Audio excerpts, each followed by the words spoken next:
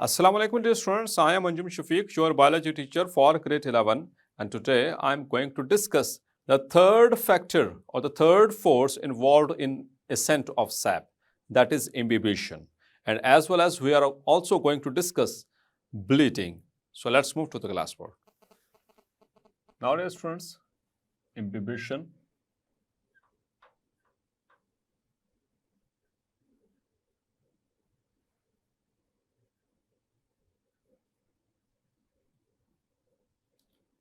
So we were discussing the ascent of sap कि किस तरह से वाटर और डिजॉल्व्ड मिनरल्स जो हैं वो रूट से ऊपर एरियल पार्ट्स की तरफ मूव करते हैं।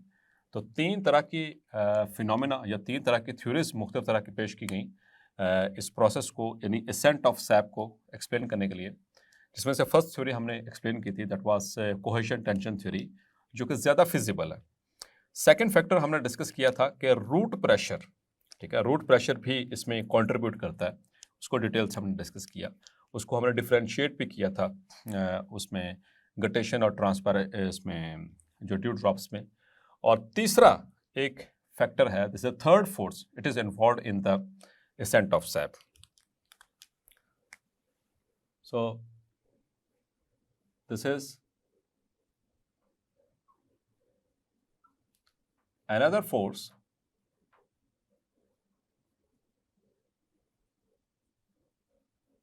involved in ascent of sap. That is called as imbibition. Imbibition imbibe करने से क्या यानी कि मुंसलिक है।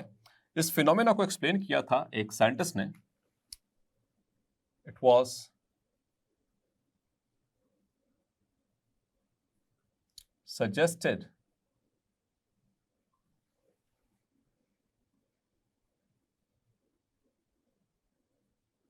by Sachs, the name of the scientist, in 1874. Or according to him,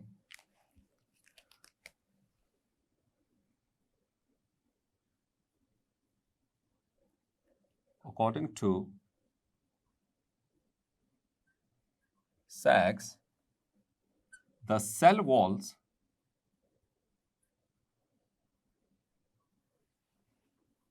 of xylem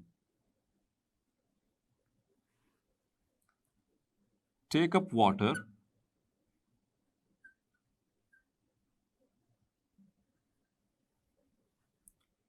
and the water moves along the cell walls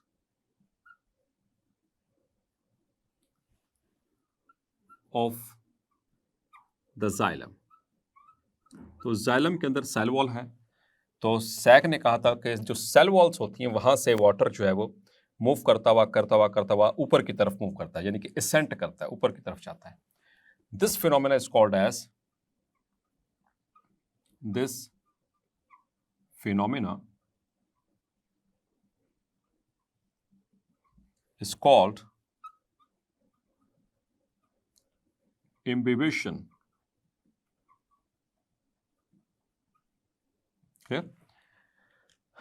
इसमें कुछ factors हैं, इसमें ख़ास तौर पर जो बाद में एक्सप्लेन भी किए गए थे, तीन तरह के फैक्टर्स जो कि imbibition को सपोर्ट करते हैं। Actually that is the composition of the cell wall of the xylem. So the components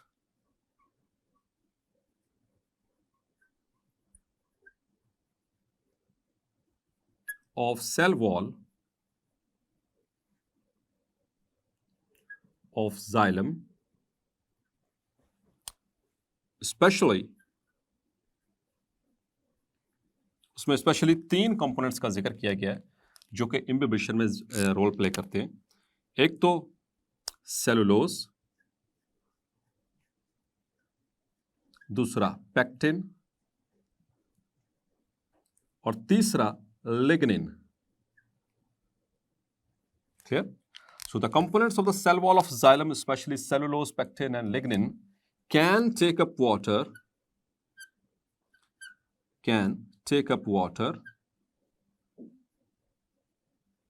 without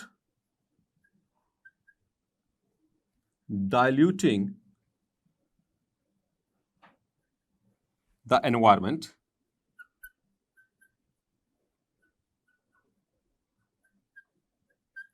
of cell। उसके कंपोनेंट्स को, यानी कि ये वाटर तो उसमें से, ये ऐसे जैसे सोक होना या सक करना, वाटर को सक करना, और जब ये वाटर सक करते हैं ये components, because they have got affinity, इनकी नेचर अल्लाह ताला ने इस तरह से बनाई है कि ये वाटर को एब्जॉर्ब कर सकते हैं।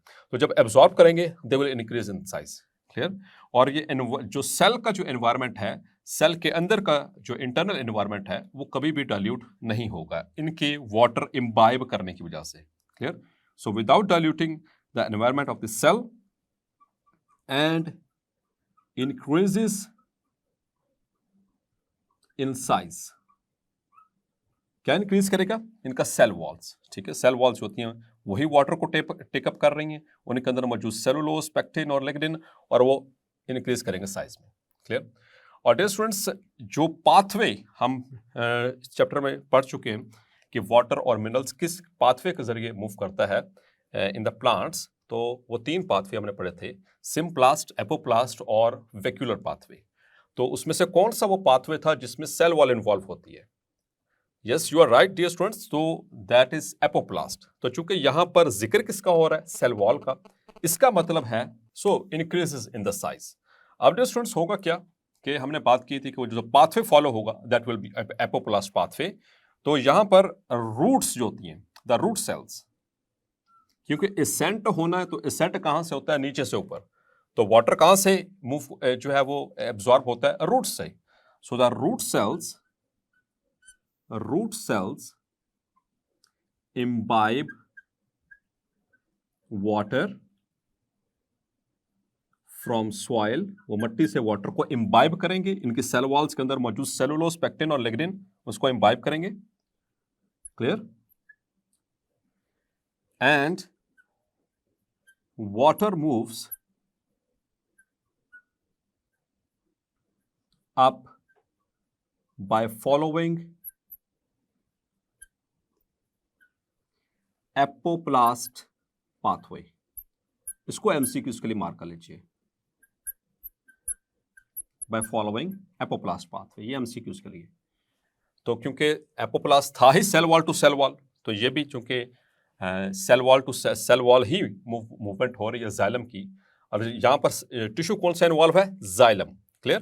तो क्योंकि जाइलम ही आपको पता है कि it is the vascular bundle which transports water and salts and minerals. अच्छा डियर स्टूडेंट्स, एक और यहाँ पर इंटरेस्टिंग बात कि ये जो सब प्रोसेस है इम्बिबिशन, ये एक रिवर्सिबल प्रोसेस है।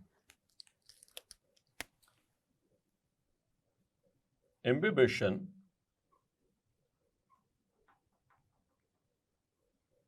is a reversible process। मतलब कि हमने यहां पे बात की कि सेल वॉल के अंदर जैसे ही वाटर इम्बाइब होगा तो सेल वॉल का साइज इंक्रीज करेगा। ये सेलुलोज और पेक्टिन जब इम्बाइब करेंगे, चूंकि सेल वॉल के मटेरियल में मौजूद हैं primary and secondary cell wall, xylem के अंदर आपको पता है प्राइमरी सेल वॉल भी होती है और सेकेंडरी सेल वॉल भी होती है। तो चूंकि लिग्निन है तो लिग्निन सेकेंडरी सेल वॉल का हिस्सा होती है, तो सेल का साइज इंक्रीज करेगा, सेल वॉल का साइज इंक्रीज करेगा। तो जैसे ही वाटर लॉस होगा, ठीक है, तो ये वापस जो नॉर्मल जो साइज था उसके प्रोटोप्लास्ट का और सेल वॉल का, वो वापस आ जाएगा। So imbibition is a reversible process when the water is lost, when the water is lost, मतलब वहां से एक सेल में, इस सेल से अगले सेल में गया, तो अब जो पीछे वाला सेल है उसका प्रोटोप्लास्ट और उसका जो सेल वॉल है वो वापस अपनी ओरिजिनल साइज में वापस आ जाएंगे। ठीक है, so when the water is lost, the size of cell wall and protoplast. Protoplast किसे कहते हैं जी डियर स्टूडेंट्स? तो प्लांट्स में सेल वॉल के नीचे जो कुछ भी पड़ा हुआ है वो प्रोटोप्लास्ट कहलाता है, ठीक है। So the cell wall and the protoplast is reversed,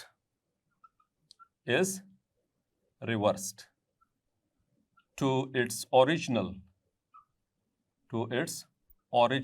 size।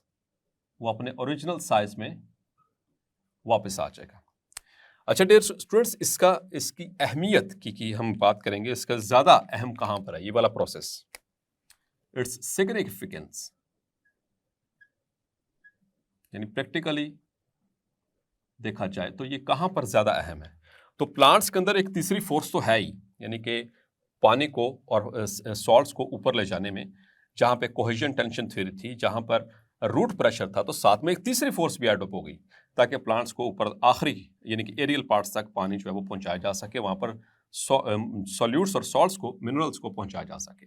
लेकिन इसके साथ साथ ये एक स्पेशली एक इंपॉर्टेंट जो इसका सिग्निफिकेंस है, that it is very effective in germinating seeds।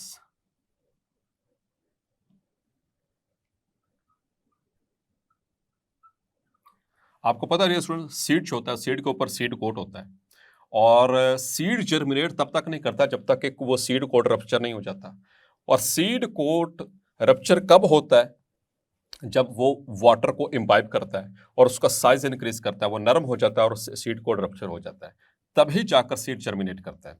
तो डियर स्टूडेंट्स, सीड जर्मिनेशन में सबसे इंपॉर्टेंट और सबसे पहला फैक्टर जो है किसी भी सीड का सीडलिंग में कन्वर्ट होना या जर्मिनेट करना, उसमें सबसे पहला इंपॉर्टेंट फैक्टर है, that is imbibition of water. तो वहां पर ये वाला प्रोसेस बहुत अहम है, बहुत सिग्निफिकेंट है और बहुत आसानी से देखा जा सकता है। घर में जब आपके मदर जो है वो चने पकाती हैं तो चने को कुछ देर के लिए पहले पानी में भिगो के रखा जाता है। तो जो भिगोने से पहले उस चने का साइज छोटा होता है, चने क्या, वो एक that is basically a seed, it's dicot. तो उसको 2-3 घंटे में रखने के बाद पानी के अंदर वो क्या होता है, उसका साइज बड़ा हो जाता है, वो फूल जाते हैं, नरम हो जाते हैं। नरम क्यों जाते हैं? क्योंकि वो सीड वो वाटर को इम्बाइब करता है और उसका सीड कोड रप्चर होता है, तो उसका साइज इंक्रीज कर जाता है। क्लियर? अब वो सीड जर्मिनेट कर सकता है। अगर आप उन चनों को ना पकाएं हफ्ते के लिए, 2 हफ्ते के लिए, 10 दिनों के लिए, तो आप देखेंगे कि उसमें से उनकी रूट्स और उसकी शूट्स निकलना शुरू हो जाती हैं, ठीक है, वो जर्मिनेट कर जाती हैं। ठीक है, so it is very effective in germinating seeds where the seeds imbibe water। और डियर स्टूडेंट्स, आपको बताया था कि इम्बिबिशन का प्रोसेस सीड के कौन से हिस्से से होगा? जी डियर स्टूडेंट्स, चैप्टर नंबर 9 में पढ़ाया था आपको। तो माइक्रोपाइल, याद रखिएगा, माइक्रोपाइल, जहां से फर्टिलाइजेशन से पहले जहां से वो पोलन ट्यूब गुजरा करती थी, उसी जगह के ऊपर अब वो जो पॉइंट है वो कहलाता है माइक्रोपाइल। उस तरह से यहां पर एक छोटा सा ये दिस इज माइक्रोपाइल। तो यहां से वाटर इम्बाइब होगा और ये साइज में इंक्रीज करना शुरू कर देता है, सीड को रप्चर करेगा। ठीक है, imbibe water and may increase यानी जो सीड है उसका जो साइज है, it may increase up to 200 times. ये भी एमसीक्यू इसके लिए मार्क कर लीजिए, 200 टाइम्स, 200 गुना तक इतना पानी कुछ सीड्स इम्बाइब करते हैं कि उनका साइज ओरिजिनल साइज से, उनके ओरिजिनल वॉल्यूम से 200 गुना बढ़ जाता है। तो रीजन उसके पीछे यही है कि वो सीड जर्मिनेशन है। ठीक है, सीड को टूटेगा तो से आगे सीड जो है वो जर्मिनेशन का प्रोसेस कंटिन्यू होगा। Clear? So that is very much important factor in the germination of the seeds. अब डियर स्टूडेंट्स, यहां पर एक और छोटा सा एक टॉपिक है, दैट इज ब्लीडिंग। ये शॉर्ट क्वेश्चन में अक्सर पूछा जाता है, ब्लीडिंग। ब्लीडिंग अब एक ऐसा प्रोसेस है, एक तो ब्लीडिंग वो है जो एनिमल्स में होती है जिनमें ब्लड होता है, मतलब कि जब भी हमें कुछ चोट लगती है, कट लगता है, तो खून का बहना, वो ब्लीडिंग कहलाता है। लेकिन प्लांट्स भी ब्लीड करते हैं, लेकिन प्लांट्स के अंदर चूंकि खून तो नहीं होता, यानी के अंदर तो सैप होता है। सो व्हेनेवर, सो सम प्लांट्स ये वाला फिनोमेना तमाम प्लांट्स में नहीं होता, ठीक है, कुछ प्लांट्स में। सम प्लांट्स व्हेन कट, उनको काटा जाए, ठीक है, टैप्ड और प्रून्ड और वुंडेड, या उनको जख्मी किया जाए, उनको सिरे से उतार दिया जाए या उनको जख्मी कर दिया जाए किसी तेज़धार चीज़ के साथ, या फिर वो जैसे कि वो माली क्या करते हैं, वो उसको प्रूनिंग करते हैं, जो बाहर निकली होती हैं ब्रांचेस उनको बराबर करने के लिए काटते हैं, ठीक है, उसे प्रूनिंग कहते हैं, ठीक है, या उसको जख्मी कर दिया जाए।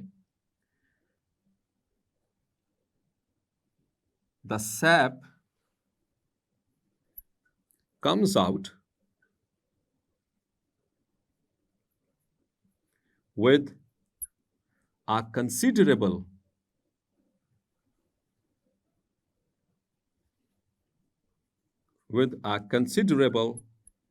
force। तो उसमें से क्या होता है कि जो सैप है उसका वो एक मखसूस फोर्स के साथ बाहर को निकलता है। जैसे जब हम छोटे हुआ करते देखते थे, एक वो प्लांट होता था, उसे हम कहते थे आक का प्लांट, ठीक है, दूध या प्लांट भी कहते हैं। तो जब उसकी टहनी तोड़ते तो उसमें व्हाइट कलर का वो दूध की तरह का एक मटेरियल निकलता था, ठीक है, हम उसको वो है तो वैसे पॉइजनस, लेकिन वो क्या होता है जैसे उसकी आप टहनी को तोड़ें तो उसमें से व्हाइट कलर का दूध, वो जो व्हाइट कलर का जो मटेरियल उसमें से निकल रहा है, लिक्विड निकल रहा है, उसका सैप है, और वो एक कंसीडरेबल फोर्स के साथ निकलता है, मतलब उसकी एक अच्छी खासी एक स्पीड होती है, तो एक कांस्टेंट स्पीड के साथ वो ऐसे बाहर निकल रहा होता है, ठीक है। सो वो प्रोसेस कहलाता है ब्लीडिंग। तो कुछ प्लांट्स जब उनको काटा जाए, उनको टैप किया जाए या उनको जख्मी किया जाए तो उनमें से सैप बाहर को निकलता है और एक मखसूस स्पीड के साथ बाहर निकलता है, कंसीडरेबल फोर्स के साथ बाहर निकलता है।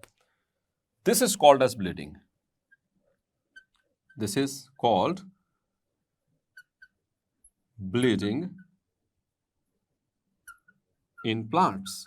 यानी प्लांट्स क्या है, वो ब्लीड कर रहा है। ब्लीड करने का मतलब उसका सैप जो है वो बाहर निकल रहा है, उसको काटने पे, उसको जख्मी करने पे। क्लियर? अब डियर स्टूडेंट्स, इसको देखा कहां पे गया है? It is often seen in land plants. ये देखा किस में जाता है? आमतौर पर लैंड प्लांट्स में ड्यूरिंग स्प्रिंग। इसको भी एमसीक्यू के लिए मार्क कर लें। कौन से सीजन में? 4 मौसमों से स्प्रिंग सीजन में, ठीक है, बाहर के मौसम में के लैंड प्लांट्स लाइक पर्टिकुलरली, खास तौर पर ग्रेप वाइन। ये एमसीक्यू के लिए मार्क कर लें। Grape vines and maple and palms and maple sugar and sugar maple etcetera. ये 3 किस्म के प्लांट्स का जिक्र हमारी बुक में है। इसको एमसीक्यू के लिए मार्क कर लीजिए। ग्रेप वाइन एक दरख्त है, ठीक है, प्लांट है, पाम्स और तीसरा शुगर मैपल। ये प्लांट्स अगर इनको स्प्रिंग में इनको अगर आप कट करें या इनको प्रून करें तो इनमें से वो सैप निकलेगा। स्पीड मतलब कि उस सेंस में नहीं होती जैसे हमारे होती है, जब कोई मेन आर्टरी काटते हैं या ब्लड वेसल काटते हैं तो बहुत स्पीड से जो है वो ब्लड निकलता है। तो इनमें एक कांस्टेंट स्पीड के साथ, कंसिडरेबल स्पीड के साथ वो सैप बाहर को निकलता रहता है। The rate of flow of sap is not too much high, but a significant amount, एक अच्छी खासी अमाउंट जो है सैप की, of sap comes out in 24 hours। 24 घंटे में एक अच्छी खासी अमाउंट जो है उसकी निकल आती है। क्लियर? और ऐसा डियर स्टूडेंट्स देखा क्या? एग्जाम्पल के तौर पर यहाँ पर कोट भी है हमारी बुक के अंदर, आपने इसको मार्क भी करना है। क्लियर? इन पाम्स, जो पाम के दरख्त होते हैं, ठीक है, in palms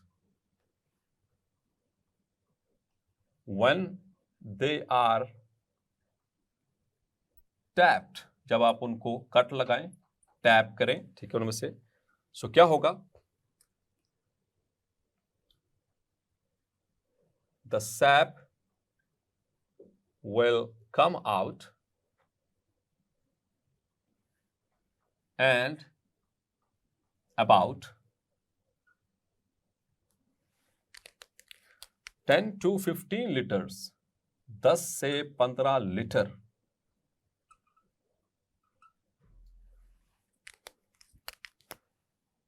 of sap is collected in 24 hours, 24 घंटे में, यानी आप उसके नीचे वो बड़ा सा कंटेनर उसको टैप करके उसके नीचे लटका दें दरख्त के साथ, तो 24 घंटे के अंदर अंदर 10 से 15 लीटर सैप इकट्ठा हो जाता है। और इसको फिर चेक किया जाता है, पाम्स है यानी कि मीठा दरख्त, ठीक है। सो द सैप, अब इसकी थोड़ी सी वो कंपोजिशन के हवाले से बात हुई है। SAP consist of sugars, water, some minerals and salts, ठीक है, एक्सेट्रा। तो ये इसके अंदर मौजूद है, ये इसकी कंपोजिशन में मौजूद है। और डियर स्टूडेंट्स, अब हम बात करेंगे कि एक्चुअली इस ब्लीडिंग के पीछे फिनोमेना क्या है, what are the factors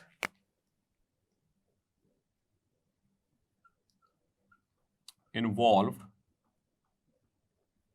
in bleeding.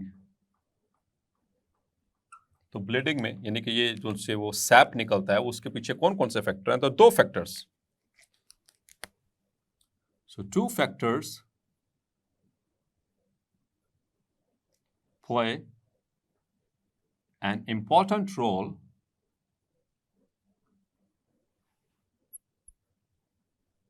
In bleeding. ये एमसीक्यूज के लिए और शॉर्ट के लिए, दोनों के लिए मार्क कर लीजिए, ठीक है। Number 1 is hydrostatic pressure. Hydrostatic pressure पहले भी आपसे इसका जिक्र कर चुका हूं, इसका जिक्र कर चुका हूं कि पानी के किसी कंटेनर में होने की वजह से, एक जमा होने की वजह से जो प्रेशर क्रिएट होता है उसको हम हाइड्रोस्टैटिक प्रेशर कहते हैं। और दूसरा हमने इम्बिबिशन से पहले एक पढ़ा था रूट प्रेशर। तो डियर स्टूडेंट्स, वो हमने पूरा मैकेनिज्म समझा था, रूट प्रेशर कैसे होता है। वो सॉल्यूट्स जो होते हैं उनको एक्टिवली सेक्रीट किया जाता है सेल से उस जाइलम के अंदर, और फिर वाटर जो होता है वहाँ से उसको फॉलो करता हुआ जाइलम के अंदर आता है, फिर वो इकट्ठा होना शुरू हो जाता है, अल्टीमेटली इट मूव्स अप। तो ये दो फैक्टर्स हैं, इसको मार्क कर लें एमसीक्यूज और शॉर्ट दोनों के लिए। ये वो कौन से फैक्टर्स हैं जो कि ब्लीडिंग के लिए इन्वॉल्व होते हैं, क्लियर। तो ये इसमें आपने एग्जाम्पल के तौर पर लिखनी है।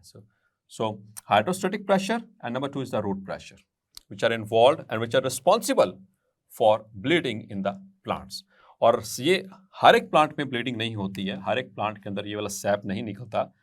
मखसूस प्लांट्स होते हैं, सर्टन प्लांट्स होते हैं जिनके अंदर ये वाला फिनोमेना ऑब्जर्व होता है, clear. So dear students, hopefully आज का लेक्चर आपको क्लैरिफाई हो गया होगा। मिलते हैं नेक्स्ट लेक्चर में और डिस्कस करेंगे द टाइप्स ऑफ ट्रांसपायरेशन। तब तक अपना ख्याल रखिएगा। अल्लाह हाफिज।